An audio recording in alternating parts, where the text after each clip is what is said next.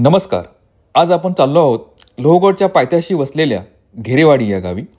या ठिकाणी जिल्हा परिषदेची एक प्राथमिक शाळा आहे.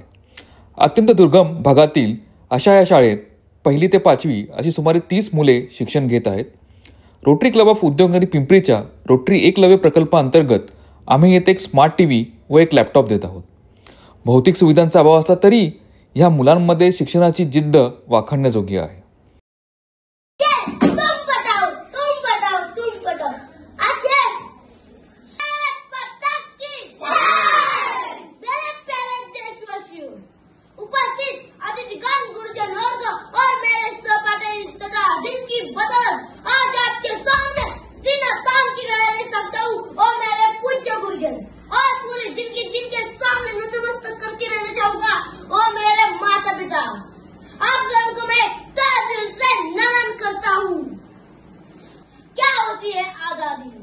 आजादी होती है गरीबी से छुटकारा, आजादी होती है शिक्षा का महत्व हर घर पहुंचना, आजादी होती है संपत्ति का बराबर बंटना, आजादी होती है अपने देश के प्रति कभी निष्ठा को कभी ढलने नहीं देना.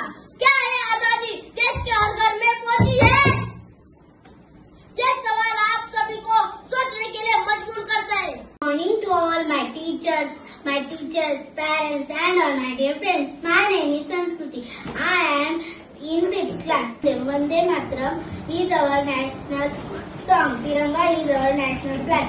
I love my India. I like to say one line is Swadesh India is the best.